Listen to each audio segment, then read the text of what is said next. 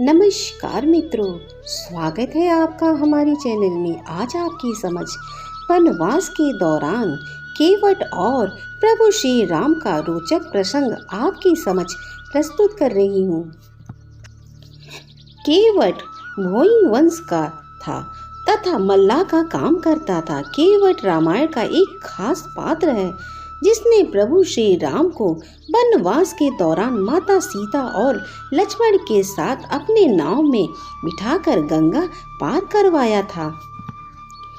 निषाद राज केवट का वर्णन रामायण के अयोध्या कांड में किया गया है।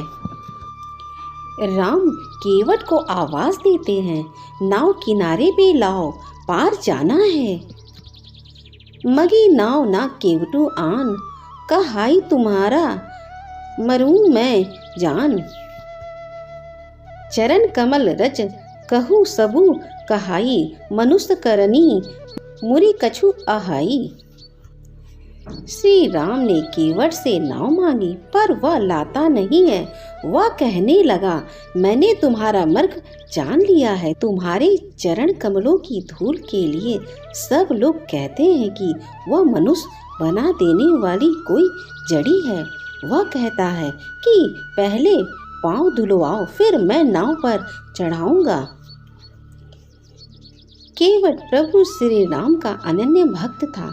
अयोध्या के राजकुमार केवट से जैसे सामान्य जन का न्योरा कर रहे हैं। यह समाज की व्यवस्था की अद्भुत घटना है। केवट चाहता है कि वह अयोध्या के राजकुमार को छुए, उनका सानिध्य प्राप्त करे, उनके साथ नाव में बैठकर अपना खोया हुआ सामाजिक अधिकार प्राप्त करे, अपने संपूर्ण जीवन की मजदूरी का फल पा जाए। राम वह सब करते हैं जैसा केवट चाहता है। उसे श्रम को पूरा मान सम्मान देते हैं।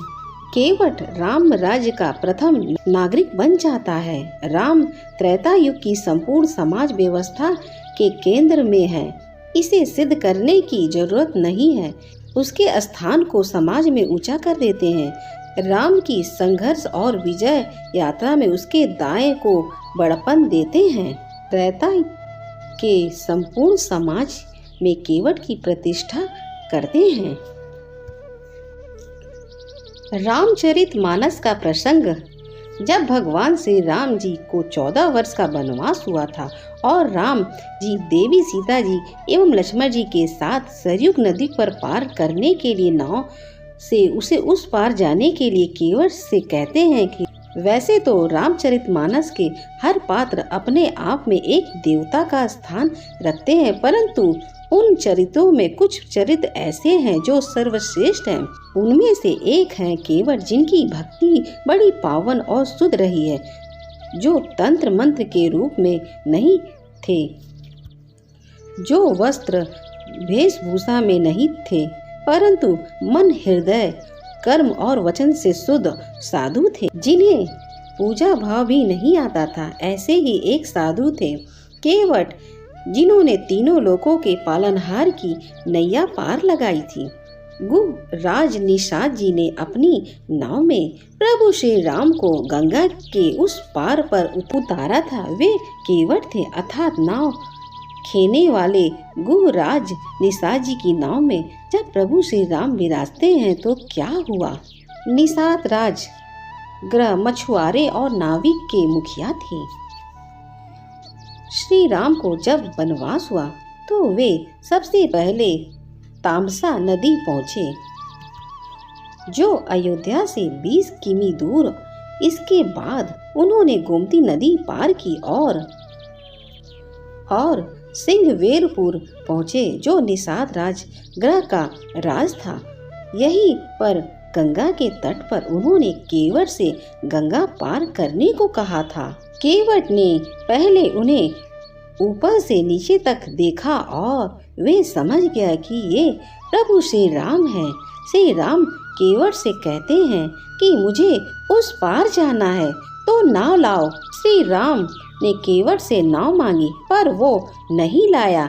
वह कहने लगा, मैंने आपका भेद जान लिया है, आपके चरण कमलों की धूल के लिए सब लोग कहते हैं कि वह मनुष्य बना देने वाली कोई जड़ी है, जिसके छूते ही पत्थर की शिला सुंदर स्त्री हो गई। मेरी नाव तो कांट की है।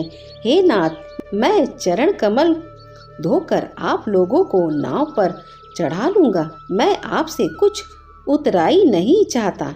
हे राम, मुझे आपकी दुहाई है और दशरथ जी की सौगंध है, मैं सब सच सच कहता हूँ। लक्ष्मण भले ही मुझे तीर मारे, पर जब तक मैं पैरों को पखार न लूं, तब तक हे कृपालु मैं पार नहीं उतारूंगा।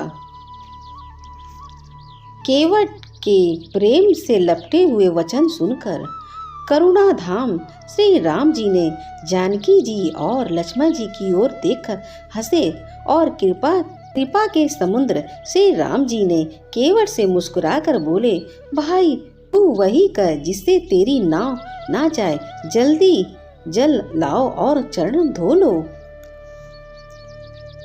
केवट श्री राम जी की आज्ञा पाकर कठौते में भरकर जल ले आया। अत्यंत आनंद और प्रेम में उमंग भरकर वह भगवान के चरण कमल को धोने लगा। गुहराज निषाद ने पहले प्रभु श्री राम के चरण धोए और फिर उन्होंने अपनी नाव में उन्हें सीता लक्ष्मण सहित बैठाया। चरण कमलों को धोकर और सारे परिवार सहित स्वयं उस जल को पी गया। पहले उस महान पुष्प के द्वारा अपने पितरों को भाव सागर से पार कर फिर आनंद पूर्वक प्रभु श्री राम जी को गंगा जी के पार ले गया। निषाद राज और लक्ष्मण जी सहित श्री सीता जी और प्रभु श्री राम जी नाव से उतरकर गंगा जी की रेत बालू में खड़े हो गए। तब केवट ने उतरकर दांडवत की। उससे दांडवत करते देखकर प्रभु को संकोच हुआ कि इसको कुछ दिया नहीं। पति के हृदय को जानने वाली सीता जी ने आनंद भरे अपनी रत्न जड़ी अंगूठी से उतरी। कृपालु श्री राम जी ने केवट से कहा, नाव की उतराई ले लो। केवट ने व्याकुल होकर चरण पकड़ लिया। उसने कहा, हे नाथ, आज मैंने क्या नहीं पाया। मेरे दोष दुख और दरिद्रता की आग आज बुझ गई। मैंने बहुत समय तक मजदूरी की। विधाता ने आज बहुत अच्छी भरपूर मजदूरी दे दी। हे नाथ, हे दीनदयाल, आपकी कृपा से अब मुझे कुछ नहीं चाहिए। करुणा के धाम भगवान श्री राम जी ने निर्मल भक्ति भाव का वरदान देकर उसे विदा किया। प्रभु श्री राम ने वचन दिया कि अयोध्या लौटूंगा तो तुम्हारे यहाँ जरूर आऊंगा।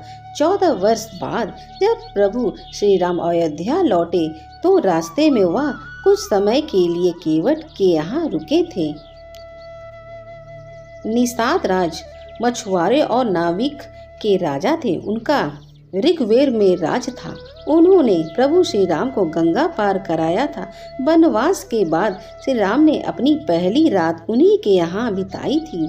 ऋग्वेदपुर में युगुदी हिंगोर का वृक्ष है। बैठकर प्रभु ने निषाद राज के ग्रह से भेंट की थी। यह भी कहा जाता है कि केवट भोई वंश के थे तथा मल्लाह का काम करते थे। निषाद राज केवट का वर्णन रामायण के अयोध्या कांड में किया गया है। मगी नाव केवटु आन, कहाई तुम्हारा मरमु में जान। चरण कमल रज कहू, सबु कहड़ी मनुष्य करनी, मुरी कछु आहाई। निषाद राज अपनी पूर्व जन्म में कछुए थे। एक बार की बात है, उसने मोज के लिए शेष सैया पर शयन कर रहे भगवान विष्णु के अंगूठे का स्पर्श करने का प्रयास किया। उसके बाद एक युग से भी ज्यादा वक्त तक कई बार जन्म लेकर उसने भगवान की तपस्या की और अंत में त्रेता में निषाद के रूप में विष्णु के अवतार भगवान श्री राम के हाथों मोक्ष पाने का प्रसंग बना। राम को जब वनवास हुआ तो वे सबसे पहले तामसा नदी पहुँचे, जो अयोध्या से 20 किमी दूर है। इसके बाद उन्होंने गोमती नदी पार की और प्रयागराज से 20-22 किलोमीटर दूर से ऋग्वेदपुर पहुंचो। निषाद राजगृह का राज्य था। यहीं पर गंगा के तट पर उन्होंने केवट से गंगा पार करने को कहा। इलाहाबाद से 20 मील दूर पश्चिम की ओर स्थित स्थान प्राचीन समय में ऋग्वेदपुर नाम से परिज्ञात था। रामायण में इस नगर का उल्लेख आता है। यह नगर गंगा घाटी के तट पर स्थित है। धर्म अध्यात्म संबंधी यह लेख आपको कैसा लगा? अपनी प्रतिक्रिया जरूर भेजें। प्रतिक्रियाओं के साथ ही धर्म अध्ययन से जुड़ने का सुझाव लेख भी हमें ईमेल करें। अगर मेरी वीडियो आपको अच्छी लगी तो हमारे चैनल को सब्सक्राइब करें। नमस्कार दोस्तों, स्वागत है आपका हमारे चैनल में। आज आपकी समझ कैसा था माता सीता का बचपन, जानिए 3 छोटी कथाएं। माता सीता राजा जनक की दत्तक पुत्री थी। वाल्मीकि रामायण में सीता माता की एक बहन उर्मिला बताई, दूसरी मांडवी, तीसरी सुतिकृति और जनक के छोटे भाई कुशध्वज की बेटियां थीं। मानस में सीता जनक जी की इकलौती बेटी बताई गई है। कुल मिलाकर सीता की 3 बहनें थीं। उनके भाई का नाम मंगल देव है, जो धरती माता के पुत्र हैं। पहली कथा, देवी सीता मिथिला के राजा जनक की ज्येष्ठ पुत्री थी, इसलिए उन्हें जानकी भी कहा जाता है। वाल्मीकि रामायण के अनुसार एक बार मिथिला में बड़े भयानक सूखे से राजा जनक बेहद परेशान हो गए। तब इस समस्या से छुटकारा पाने के लिए उन्हें एक ऋषि ने यज्ञ करने और धरती पर हल चलाने का सुझाव दिया। उस ऋषि ने सुझाव पर राजा जनक ने यज्ञ कराया और उसके बाद राजा जनक धरती जोतने लगे। तभी उन्हें धरती में से सोने की डलिया में मिट्टी में लिपटी हुई एक सुंदर कन्या मिली। उस कन्या को हाथ में लेकर राजा जनक ने उसे सीता नाम दिया और उसे अपनी पुत्री के रूप में अपना लिया। दूसरी कथा, कहते हैं कि माता सीता अपने बचपन में एक खेल में ही शिव जी के धनुष को उठा लिया था। यह देखकर राजा जनक समझ गए थे कि यह कोई साधारण बालिका नहीं, इसलिए उन्होंने सीता स्वयंवर में धनुष तोड़ने की प्रतियोगिता रखी, क्योंकि वह यह जानते थे कि इसे वही तोड़ सकता है जो महावीर होगा। तीसरी कथा, एक बार सीता जी अपनी सहेलियों के साथ जनक जी के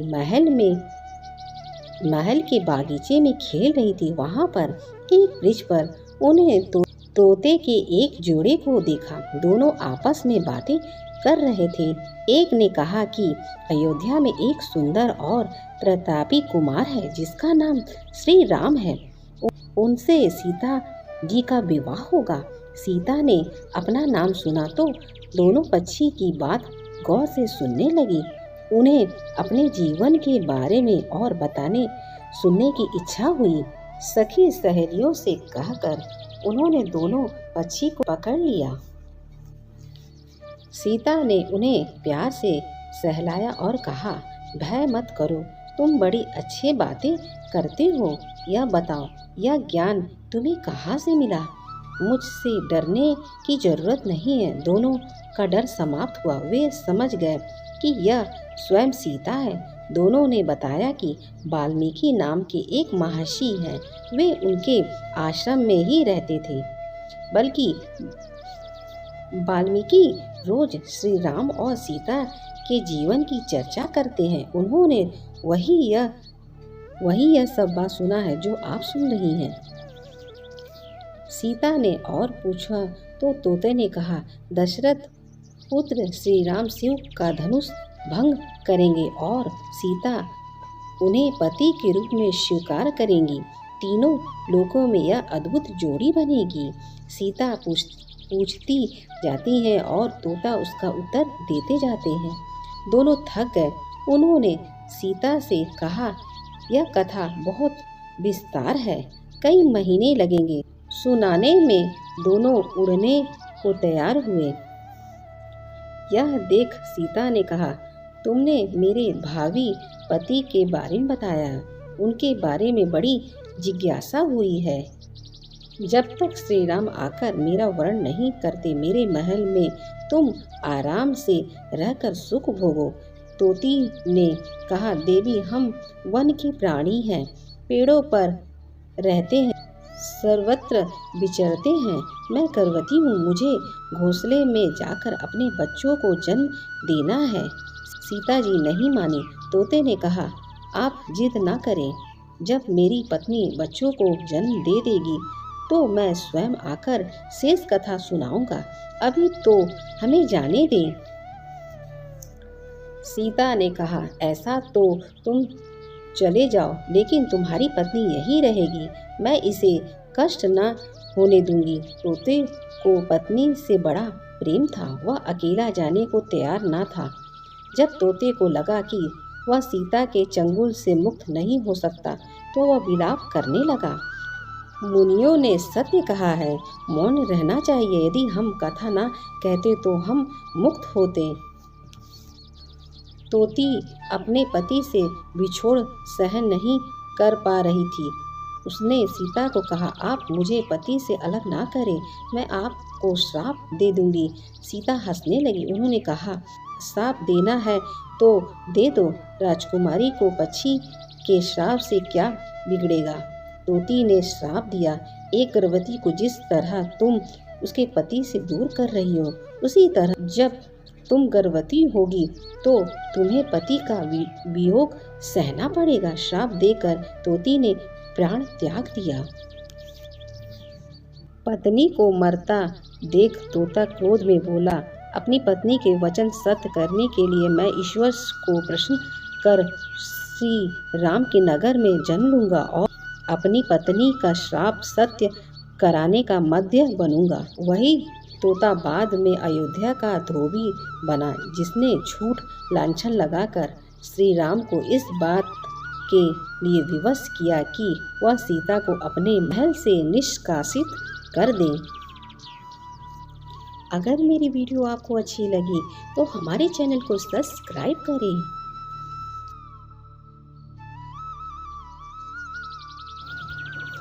मिथिला नरेश राजा जनक ने अपनी पुत्री सीता का विवाह हेतु स्वयंवर रचाया था, जिसका निमंत्रण उन्होंने महर्षि विश्वामित्र को भेजा था। उस समय श्री राम और लक्ष्मण ऋषि विश्वामित्र के साथ उनके आश्रम में रहते थे, इसलिए उन्होंने सोचा कि श्री राम लक्ष्मण को भी मिथिला में उनके साथ चलना चाहिए। उसके बाद ऋषि विश्वामित्र राम और लक्ष्मण के साथ मिथिला नगर में पहुंचते हैं, जहां पर राजा जनक अतिथि के रूप में उनका स्वागत करते हैं। राजा जनक ऋषि विश्वामित्र को कहते हैं कि उन्हें अति प्रसन्नता हुई कि आप हमारे नगर में मेरी पुत्री सीता के विवाह में आशीर्वाद देने के लिए शामिल हुए। अगले दिन राजा जनक के महल में दरबार लगता है, जिसमें देवी सीता का स्वयंवर रचाया गया था। देवी सीता के स्वयंवर में एक से एक महाबट राजा और महाराज आए हुए थे। देवी सीता जैसी सुंदर नारी को पत्नी के रूप में पाने के लिए मनुष्य ही नहीं बल्कि देवता भी असुर मानव रूप धारण करके स्वयंवर में आए थे, तथा दरबार के मध्य में भगवान शिव का पिनक धनुष रखा होता। ऋषि विश्वामित्र के साथ श्री राम और लक्ष्मण भी स्वयंवर दरबार में पहुंचते हैं। सभी मेहमान राजाओं के आ जाने के बाद राजा जनक उन्हें संबोधित करते हुए कहते हैं, सीता स्वयंवर की शर्त। राजा जनक सभी को शर्त बताते हुए कहते हैं, आप सभी राजाओं का मेरी पुत्री सीता स्वयंवर में स्वागत है। आज इस स्वयंवर को जीतने की शर्त यह है कि जो महारथी सामने रखे भगवान शिव के पिनक धनुष को उठाकर उस पर प्रत्यंचा चढ़ाएगा, उसी से मेरी पुत्री सीता का विवाह संपन्न होगा। अतः आप सभी से अनुरोध है कि एक एक करके आए और भगवान शिव के इस धनुष को उठाकर और उस पर प्रत्यंचा चढ़ाकर अपने बल तथा शक्ति का परिचय दे। राजा जनक की ये घोषणा सुनकर सभी राजा एक एक करके आते और धनुष को उठाने का प्रयास करते, लेकिन भगवान शिव के उस धनुष को उठाना या प्रत्यंचा चढ़ाना तो दूर, कोई भी राजा महाराजा उस धनुष को हिला तक नहीं पाया। लक्ष्मण जी को आया क्रोध। बहुत समय बीत जाने के बाद जब कोई राजा उस धनुष को हिला नहीं पाया तो महाराज जनक को क्रोध आ गया। उन्हें लगने लगा कि कोई भी इस शिव धनुष को उठा नहीं, उनकी पुत्री सीता अविवाहित ही रह जाएंगी। यही सोचकर उन्होंने वहां उपस्थित सभी राजाओं की निंदा करना शुरू कर दिया। उनमें से कोई भी लायक पुरुष नहीं है जो शिव धनुष को उठा सके। राजा जनक की ऐसी अपमानजनक बातें सुनकर लक्ष्मण जी को क्रोध आया और वह इसे श्री राम तथा रघुकुल का अपमान समझते हुए लक्ष्मण जी राजा जनक को ललकारते हुए कहते हैं, वह उनके तथा श्री राम के सभा में होते हुए पूरी सभा को अयोग्य कैसे कह सकते हैं। तब ऋषि विश्वामित्र ने लक्ष्मण जी को शांत कराया और श्री राम को धनुष पर प्रत्यंचा चढ़ाने के लिए बोला। श्री राम विनम्र भाव से ऋषि विश्वामित्र जी को प्रणाम कर शिव धनुष की तरफ बढ़ते हैं तो वहां उपस्थित राजा उनका उपहास करने लगते हैं, क्योंकि कहा जाता है कि उस समय भगवान राम की आयु लगभग 16 से 17 वर्ष की थी। इसलिए वहां उपस्थित सभी राजा उन्हें लो अब चिड़िया पहाड़ उड़ने को चली है बोलकर उनका उपहास उड़ा रहे थे। श्री राम ने तोड़ा शिव धनुष, लेकिन भगवान विष्णु के अवतार श्री राम हर्ष भाव से शिव धनुष को प्रणाम करते हैं और केवल अपने एक ही हाथ से शिव धनुष को उठा लेते हैं, जिससे देखकर वहां उपस्थित सभी राजा हैरान रह जाते हैं। तभी श्री राम धनुष पर प्रत्यंचा चढ़ाकर उसकी डोरी को खींचते हैं। उसी वक्त शिव धनुष टूट जाता है और स्वयंवर की शर्त के अनुसार देवी सीता और श्री राम का विवाह हो जाता है। माता सीता श्री राम को वरमाला पहनाती हैं, श्री राम को अपने पति के रूप में स्वीकार करती हैं। यह देखकर राजा जनक तथा उनके परिवार जन की खुशी की कोई सीमा नहीं रहती है। देवी सीता तथा श्री राम का विवाह। तब राजा जनक ऋषि विश्वामित्र को बधाई देते हुए उनका अभिनंदन करते हैं तथा श्री राम और देवी सीता के विवाह के आगे कार्यक्रम के बारे में पूछते हैं। ऋषि विश्वामित्र राजा जनक को कहते हैं कि हे जनक, यह विवाह तो शिव धनुष के अधीन था। धनुष टूटते ही विवाह तो हो चुका, लेकिन फिर भी अपने कुल के रीति रिवाज के अनुसार ही आगे का कार्यक्रम बनाइए। ऋषि विश्वामित्र के कहने पर जनकपुरी से राजा दशरथ के पास संदेश जाता है तथा उसके बाद दोनों परिवार द्वारा विचार कर राजा दशरथ के चारों पुत्रों का विवाह राजा जनक की चारों पुत्रियों से निश्चित कर दिया जाता है, जिससे श्री राम के साथ देवी सीता, भरत के साथ मांडवी, लक्ष्मण के साथ उर्मिला तथा शत्रुघ्न के साथ श्रुतिकृति का विवाह संपन्न किया जाता है। माता सीता की यह रोचक लोक कथा आपका दिल जीत लेगी, धन के भंडार भर देगी। यह कहानी सीता माता कहती थी और श्री राम इसे सुना करते थे। एक दिन श्री राम भगवान को किसी काम के लिए बाहर जाना पड़ा तो सीता माता कहने लगी, भगवान, मेरा तो 12 वर्ष का नित्य नियम है। अब आप बाहर जाएंगे तो मैं अपनी कथा किसे सुनाऊंगी। श्री राम ने कहा कि तुम कुएं की पाल पर जाकर बैठ जाना और वहां जो औरतें पानी भरने आएंगी उन्हें अपनी कहानी सुना देना। माता सीता कुएं की पाल पर जाकर बैठ जाती हैं। एक स्त्री आई, उसने रेशम की जरी की साड़ी पहनी रखी थी और सोने का घड़ा ले रखा था। सीता माता उसे देखती हैं, कहती हैं कि बहन, मेरा 12 वर्ष का नित्य नेम सुन लो। पर वह स्त्री बोली, मैं तुम्हारा नित्य नेम सुनूंगी तो मुझे घर जाने में देर हो जाएगी और मेरी सासू माँ मुझसे लड़ेंगी। उसने कहानी नहीं सुनी और चली गई। उसकी रेशम जरी साड़ी फट गई। सोने का घड़ा मिट्टी के घड़े में बदल गया। सास ने देखा तो पूछा कि यह किसका दोष अपने सिर लेकर आई।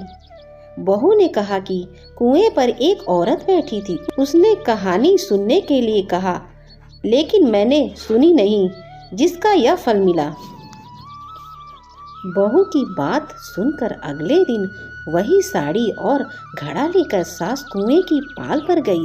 सास को वही माता सीता बैठी मिली। माता सीता ने कहा कि बहन मेरी कहानी सुन लो। सास बोली कि हाँ, एक बार नहीं, मैं 4 बार तुम्हारी कहानी सुन लूंगी। राम आए लक्ष्मण आए, देश के पुजारी आए, नित नेम लाए, आओ राम बैठो राम। तपी रसोई जियो राम, मखाना मिश्री खाओ राम, दूध बतासा पियो राम, राम सुत के पालक मोटो राम। साल दुसाला पोटो राम, साल दुसाला ओढ़ो राम। जब बोलूं जब राम ही राम, राम सवारे सबके काम, खाली घर भंडार भरेंगे, सबका बेड़ा पार करेंगे। जय सिया राम, जय सिया राम, जय सिया राम, जय सिया राम। सास बोली कि बहन कहानी तो बहुत ही अच्छी लगी। कहानी सुनकर सास घर चली गई और उसकी साड़ी फिर रेशम जरी की बन गई। मिट्टी का घड़ा फिर सोने के घड़े में बदल गया। बहू कहने लगी, सासू माँ आपने यह सब कैसे किया? सास ने कहा कि बहू तू दोष लेकर आई और मैं अब दोष उतार कर आई हूँ। बहू ने फिर पूछा, वह कुएं वाली स्त्री कौन है? सास बोली कि वे माता सीता हैं। वे पुराने से नए कर देती हैं, खाली घर भंडार भर देती हैं। वह लक्ष्मी जी हैं। वह लक्ष्मी जी का वास घर में कर देती हैं। आदमी की जो इच्छा हो उसे पूरा कर देती हैं। बहू बोली कि ऐसी कहानी मुझे भी सुना दो। सास बोली, ठीक है, तुम भी सुन लो। सास ने कहानी शुरू की। राम आए लक्ष्मण आए, देश के पुजारी आए, नित नेम का आओ राम बैठो राम, तपी रसोई जियो राम, मखाना मिश्री खाओ राम, दूध पतासा पियो राम, सुत के पालक मोटो राम, साल दुसाला पोटो राम, साल दुसाला ओढ़ो राम। जब भी बोलूं राम राम, राम सवारे सबके काम, खाली घर भंडार भरेगा, सबका बेड़ा पार करेगा। जय सिया राम, जय सिया राम, जय सिया राम, जय सिया राम, जय सिया राम, जय सिया राम। कहानी सुनकर बहू बोली कि कहानी तो बहुत अच्छी। सास ने कहा, ठीक है, इस कहानी को रोज कहा करेंगे। अब सास बहू रोज सवेरे उठती, नहाती धोती और पूजा करने के बाद नित नेम सीता जी की कहानी कहती। एक दिन उनके यहाँ एक पड़ोसन की औरत आई और बोली कि बहन जरा सी आँच देना। तो वह बोली कि आँच तो अभी हमने नहीं लगाई है। पड़ोसन ने कहा कि तुम सुबह 4 बजे से उठकर क्या कर रही हो? फिर उन्होंने कहा कि हम सुबह उठकर हम पूजा करते हैं, सीता माता की नित नेम की कहानी कहते हैं। पड़ोसन ने उनकी बात सुनकर फिर कहा कि सीता माता की कहानी कहने से तुम्हें क्या मिला? वे बोली, इनकी कहानी कहने से घर में भंडार भर जाते हैं, सारे काम सिद्ध होते हैं, मन की इच्छा भी पूरी होती है। पड़ोसन कहती है कि बहन ऐसी कहानी मुझे भी सुना दो। फिर वह बोली, ठीक है, तुम भी यह कहानी सुन लो। राम आए लक्ष्मण आए, देश के पुजारी आए, नित नेम लाए, आओ राम बैठो राम। सारी कहानी सुनने के बाद पड़ोसन कहने लगी, बहन कहानी तो मुझे बहुत अच्छी लगी। अब वह पड़ोसन भी नित नेम सीता माता की कहानी कहने लगी। कहानी कहने से सीता माता ने पड़ोसन के भी भंडार भर दिए। अब तो पूरे मोहल्ले में नित नेम कथा चल पड़ी। हर किसी की मनोकामना पूरी होने लगी। हे माता सीता, जैसे आपने उनके भंडार भरे वैसे आप हमारे घर की भी भंडार भरना, कहानी सुनने वाले के भी और कहानी सुनाने वाले के भी। उत्तर प्रदेश, बिहार, हिमाचल प्रदेश और हरियाणा के कुछ क्षेत्रों में आज भी यह कथा सीता जयंती पर चाव से सुनी जाती है। अगर मेरी वीडियो आपको अच्छी लगी तो हमारे चैनल को सब्सक्राइब करें।